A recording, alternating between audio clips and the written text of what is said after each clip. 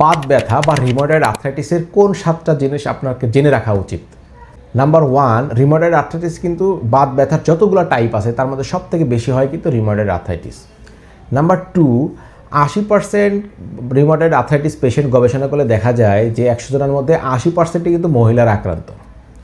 Number 3, RA factor বা রিময়েডয়েড arthritis যেটা test দিই আমরা আরএ টেস্ট, এটা কিন্তু 75% রোগীর ক্ষেত্রে এটা পজিটিভ আসে। Number 4, history of remission and emission, মানে কিছু সময় পেশেন্ট 5-7 দিন ভালো থাকে, আবার সমস্যা শুরু হয়, আবার ভালো থাকে, আবার শুরু হয়। নাম্বার 6, সিমেট্রিক্যাল প্রেজেন্ট থাকে, যেমন এই জয়েন্টে ব্যথা হয় এবং এই হাতেরও জয়েন্টে ব্যথা, এই কবজিতে ব্যথা, এই কবজিতেও ব্যথা হবে। যদি এই ডান পাশের পায়ের হাঁটুতে ব্যথা হয়, এই পাশেরও হাঁটুতে ব্যথা হবে।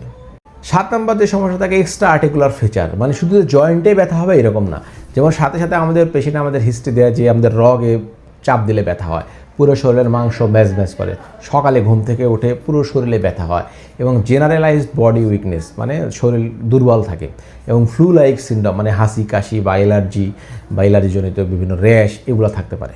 তাহলে এই 7টা জিনিস আমাদের রিময়েডয়েড আর্থ্রাইটিসের ক্ষেত্রে জেনে রাখা উচিত।